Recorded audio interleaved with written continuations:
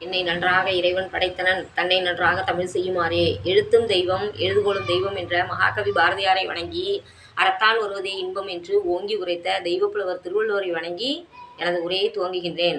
அனைவருக்கும் வணக்கம். தமிழ் மொழியில் மட்டுமே இடம்பெற்றுள்ள சொல்லாகிய சான்றாண்மை என்ற பண்பு தமிழ்நாட்டின் மிகப்பெரிய செல்வமாகும். தெய்வப்புலவர் திருவள்ளுவர் சான்றாண்மைக்கு உயர்ந்த இடத்தை திருக்குறளின் பல இடங்களில் கொடுத்துள்ளதிலிருந்து மனித வாழ்க்கைக்கு மிகவும் இன்றியமையாத பண்பு சான்றாமை என்பதை அறிய முடிகின்றது. நிலையான வாழ்வு பெறவும் இயற்கையின் கருணையால் நாம் அனைவரும் பாதுகாப்புடன் வாழவும் சான்றாண்மை குணமே மிகவும் இன்றியமையாததாகும்.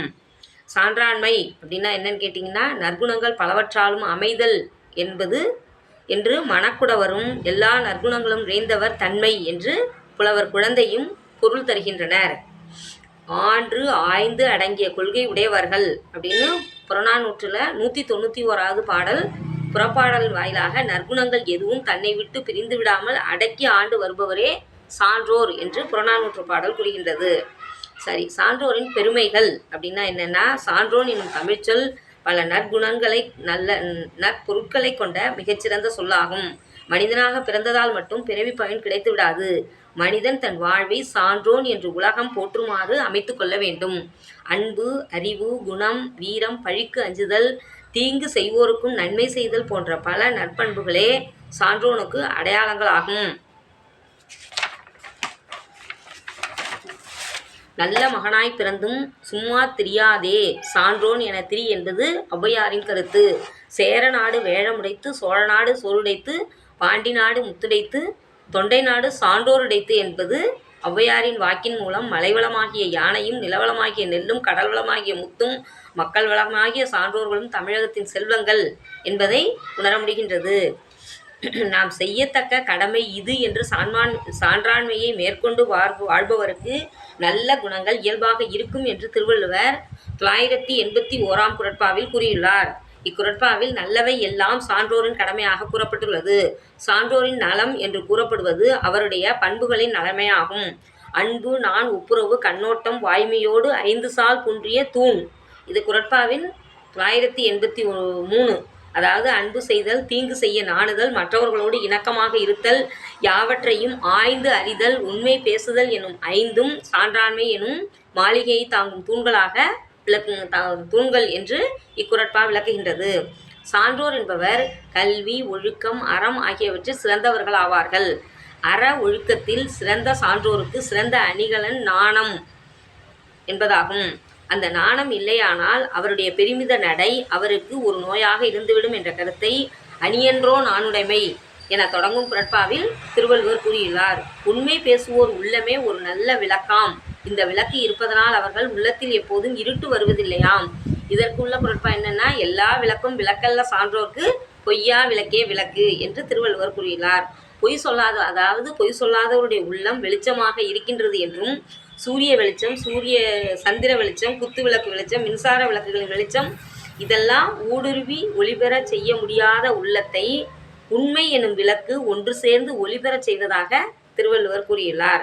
நமக்கு துன்பம் செய்தவர்களுக்கும் வேண்டிய உதவிகளை செய்வதே சான்றோரின் நல்ல குணமாக திருவள்ளுவர் கூறியுள்ளார். சால்பாகிய பொன்னின் தரத்தை அறிவதற்கான உரைகள் எது என்று தம்மினும் உயர்ந்தாரிடம் ஏற்கும் தோல்வியை இழிந்தவரிடமும் ஏற்றுக்கொள்வதாகும். பொருள் கேடும் பொருள் பெருக்கமும் வாழ்வில் அனைவரும் சந்திப்பவைதான். இதை அறிந்து நெஞ்சத்தில் என்றும் நடுவுநிலை கோணாமல் இருப்பதே சான்றோருக்கு அழகாகும் என்று 115வது குறட்பா குறிப்பிடுகின்றது. முதலில் சமமாக நின்று பிறகு தன் மீது வைக்கப்பட்ட பாரத்தை சரியாக காட்டும் தராசு போல நடுநிலையோடு இருப்பது சான்றோருக்கு அழகாகும் என்று குறட்பா 118 குறிப்பிடுகின்றது. இன்மை ஒருவர்க்கு இழிவென்று சால்பென்னும் திண்மை உண்டாக பெறின் என்ற குறட்பாவின் மூலமாக சான்றோரின் நல்லியல்பை பறைசாற்றுகின்றார் திருவள்ளுவர். சான்றாண்மைக்கு கடல் போன்றவர்களை காலம் தனது தன்மையால் குலைத்தாலும் தாம் நின்ற நிலையிலிருந்து குலைய மாட்டார். அறநெறியை பின்பற்றி வாழும் மனிதர்கள் எத்தகைய நல்குறவு வரினும் தன் நிலையிலிருந்து மாறுபடாமல் நீதி நெறி காத்து வாழும் மாந்தர்களாகவே இறுதி வரை இருப்பர். எல்லா கடல்களும் தடம்புரண்டு மாறுகின்ற ஊழிக்காலம் ஏற்பட்டாலும் கூட தமக்குரிய கடமைகளை கண்ணியத்துடன் ஆட்டுகின்ற சான்றோர் தங்கள் சால்பில் மாறுபடாமல் இருப்பார்கள் என்று திருவள்ளுவர் திருக்குறளின் பல இடங்களில் வலியுறுத்தி கூறியுள்ளார். மனநலம் நன்குடையராயினும் சான்றோர்க்கு இனநலம் ஏமாப்புடைத்து. வேள்விகளில் கொலை செய்வதால் நன்மை வரும், செல்வம் பெருகும் என்றாலும் பிற உயிர்களை கொல்வதால் வரும் செல்வத்தை சான்றோர்கள் இழிவானதாகவே கருதுவார்கள் என்பதை நன்றாகும் ஆக்கம் என தொடங்கும் 328வது குறட்பா குறிப்பிடுகின்றது. பிறன்மனை நோக்காத பேராண்மை எனும் 148வது குறட்பாவில் பிறன்மனை நயவாமை சான்றோர்க்கு தருமம் மட்டுமன்று, அது நீதி நிறைந்த ஒழுக்கம் என்று அறிவுறுத்துவதன் மூலமாக ஒருவனுக்கு ஒருத்தி என்ற பண்பாட்டினை கட்டமைக்க திருவள்ளுவர் விழைந்துள்ளார். ஒழுக்கம் தவறுவதால் குலத்தாழ்வு உண்டாவதை அறிந்து மனவலிமை உடைய சான்றோர் ஒழுக்கத்தில் தவறாமல் காத்துக்கொள்வார்கள். பிறரது குற்றத்தை அறிந்தாலும் அதை வெளியே சொல்லாத நல்ல பண்பே சான்றாண்மைக்கு அடிப்படையாக திருவள்ளுவர் கூறியுள்ளார். மனதில் நன்மைகளை உடைய சான்றோராக இருப்பினும் அவர் சேர்ந்துள்ள இனத்தினரை பொறுத்தே மேலும் பாதுகாப்பையும் எல்லா புகழையும் தரும் என்று சிற்றினஞ்செறாமை எனும் அதிகாரத்தில் திருவள்ளுவர் கூறியுள்ளார். சான்றவர் சான்றாண்மை குன்றின் இருநிலந்தான் தாங்காது மன்னோபுரை. அதாவது சான்றோர் தமது சான்றாண்மை பண்பிலிருந்து குன்றினால் இந்த பெரிய உலகம் தனது பாரத்தை தாங்க இயலாமல் அழிந்துவிடும் என்று திருவள்ளுவர் கூறியுள்ளார். மற்றவர்கள் குறை கூற முடியாத சிறந்த பண்புகளை கொண்ட குழந்தைகளை உருவாக்குவது பெற்றோர்களின் கடமையாகும். ஈன்று புறந்தறுதல் எந்தலை கடனே, சான்றோனாக்குதல் தந்தைக்கு கடனே என்று புறநானூறு பெற்றோரின் கடமையை வலியுறுத்தி கூறியுள்ளது. ஈன்ற பொழுதில் பெரிதுவக்கும் தன் மகனை சான்றோன் என கேட்ட தாய். குறட்பா 69ல் தன் மகனை நற்பண்புகளுடைய சான்றோன் என பிறர் சொல்ல கேட்ட தாய் தான் அவனை பெற்ற பொழுது ஏற்பட்ட மகிழ்ச்சியை விட பெரிதும் மகிழ்வாள்.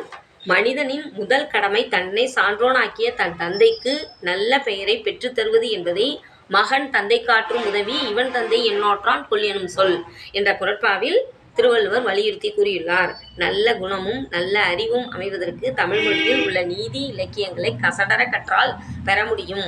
அனைத்து இலக்கியங்களும் சான்றாண்மை பற்றிய கருத்துக்களை கூறுகின்றன. திருக்குறளில் கூறப்பட்டுள்ள பல குறட்பாக்களும் சான்றாண்மையை வலியுறுத்துவதாகவே அமைந்துள்ளது. நிலையான வாழ்வு பெறவும் இயற்கையின் கருணையால் நாம் அனைவரும் பாதுகாப்புடன் வாழவும் சான்றாண்மை என்ற அரிய வகையான சிறந்த இயல்புகளை நாமும் பின்பற்றி வாழ வேண்டும். நீதி இலக்கியங்களை குழந்தைகளை படிக்க வைப்பது ஆசிரியர்களுக்கும் பெற்றோருக்கும் பெரிய கடமையாகும். வாய்ப்பளித்தமைக்கு மிக்க நன்றி. சான்றோர் அவையில் பேச வாய்ப்பளித்தமைக்கு மிக்க நன்றி.